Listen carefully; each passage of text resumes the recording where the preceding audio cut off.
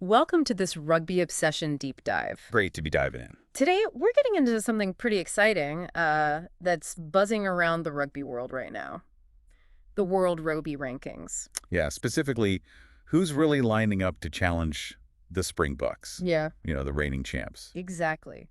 Who's got a shot at that top spot as we look at, well, what's shaping up to be a pretty crucial year? It really is. So much anticipation building. Yeah. And these rankings, they're not just, a league table for now. No, they're way more important than that this time around. Definitely. They feed directly into the World Cup draw at the end of 2025. Where you stand then, well, it shapes your whole path for 2027. Massively. So, this year, the results have extra weight, don't they? For sure. And for this deep dive, we're leaning on some really interesting insights. We've got thoughts from two absolute legends of the game. Oh, yeah. Who are we talking about? All Blacks great Sir John Kirwan and Springboks icon Victor Matfield. Wow. Okay. Two huge perspectives there. Yeah, they were on the Rivals podcast recently laying out their predictions. We're looking at an article that kind of captured that whole conversation. That's fascinating. You've got two guys who played at the very, very top, Right. looking at the same teams, the same fixtures, Mhm. but maybe coming to slightly different ideas about how it'll all, shake out. Precisely. And look, this isn't just going to be number crunching. It's about the stories, the strategies, that competitive fire that's building. Yeah, the whole picture. So our mission today, let's unpack what Kirwan and Matfield are thinking, understand the why behind their predictions, Right. and see what it tells us about where global rugby is heading in these really important next 12 months. Should be good. Absolutely. And hey, if you want to keep up with all these kinds of stories, these analyses, make sure you subscribe to Rugby Obsession right now. Don't miss out. Good call. Okay, let's get into it. So, Springboks, top of the world, fresh off the historic fourth World Cup.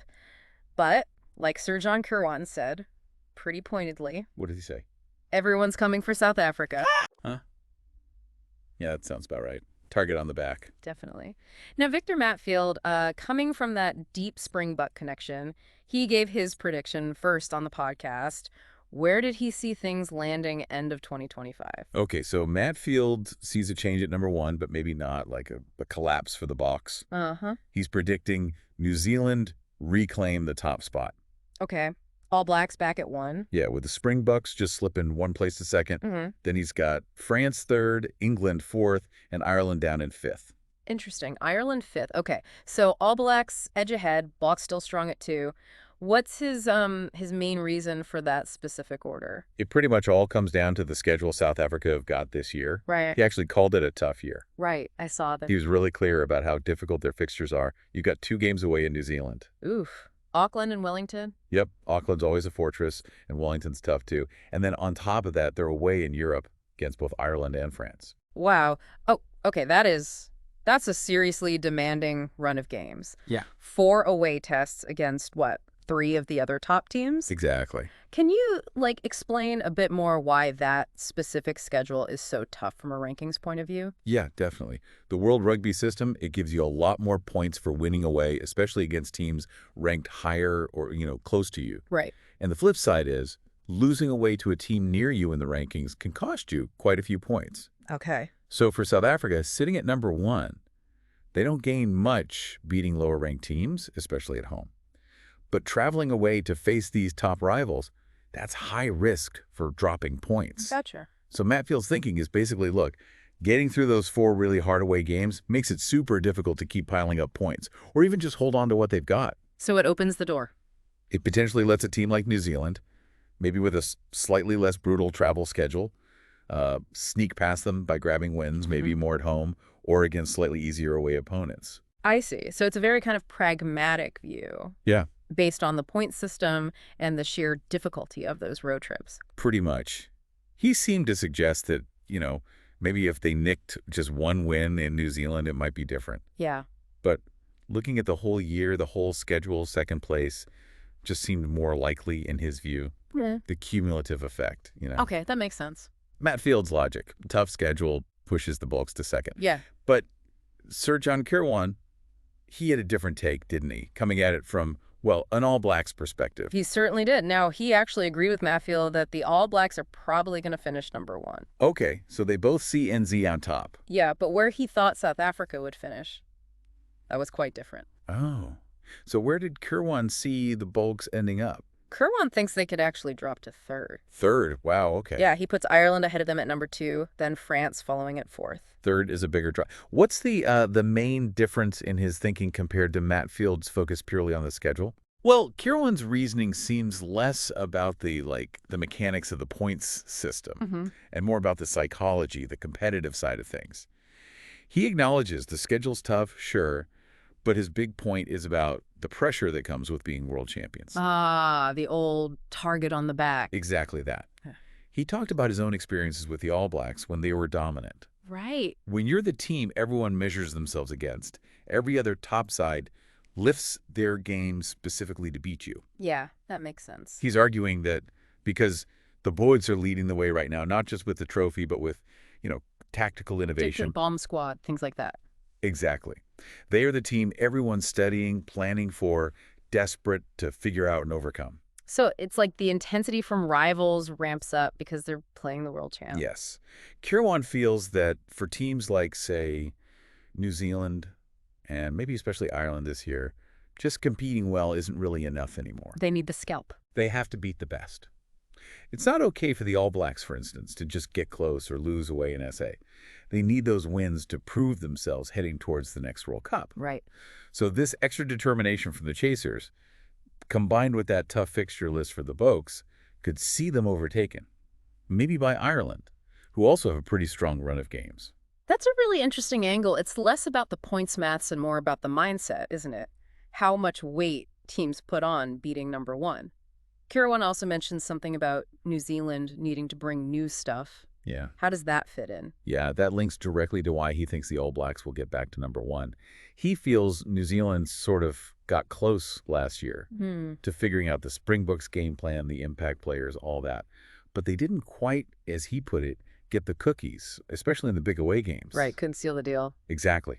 So to get back to number 1 and be genuine contenders next time, he believes the All Blacks have to evolve. They need new ideas, new tactics, maybe different player combinations to consistently beat the Boks. So their drive to find that new stuff powers them to number 1, in his view. That's a key part of it. Their need to innovate and overcome South Africa specifically is why he backs them for the top spot.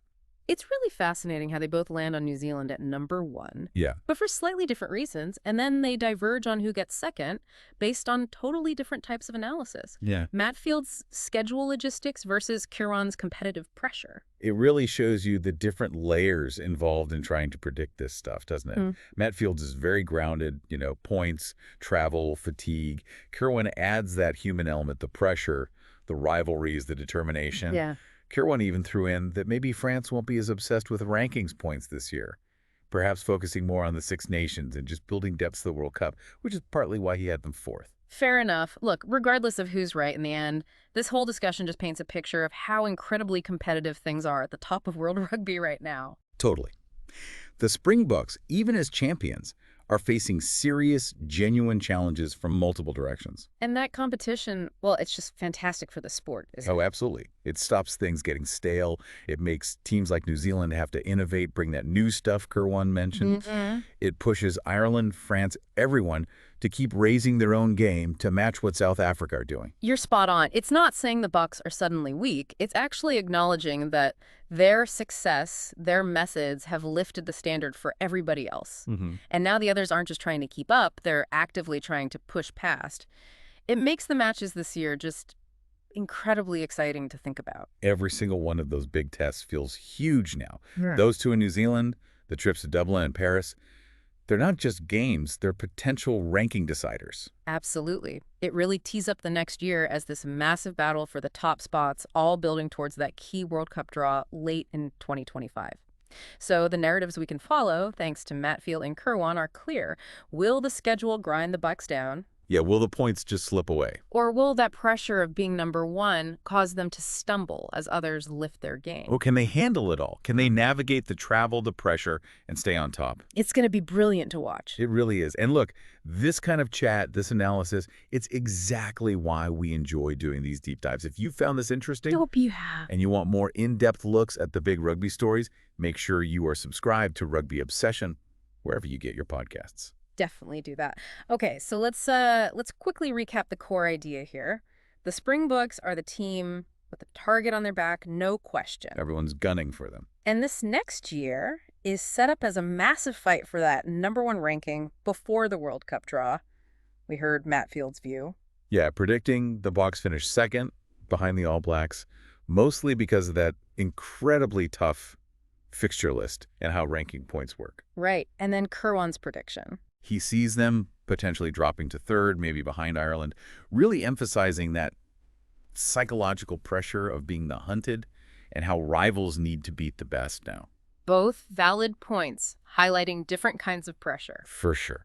And both underline how great this intense competition is for rugby overall, pushing teams like NZ to find new things, forcing others to raise their game. Yeah, it really speaks volumes about the Springboks' current status, that they're the benchmark everyone's talking about and aiming for. Now, here's something for you, the listener, to mull over. Okay. Given everything we've talked about, the pressure of being chased, that brutal schedule, how do you think Rassie Erasmus and the Springboks will handle it all? Good question. And maybe more pointedly, which team do you think is actually best placed to maybe knock them off that top spot by the end of the year? Yeah, we'd genuinely love to hear what you think. How do you see the rankings shaking out? What stood out to you from what Matfield and Kirwan said? Or maybe you've got your own bold prediction for the year. Let us know. Please do. And please, don't miss out on future deep dives and discussions like this one. Make sure you hit subscribe on Rugby Obsession, wherever you listen. Thank you for listening to the Rugby Obsession Deep Dive. We look forward to you listening to our next episode.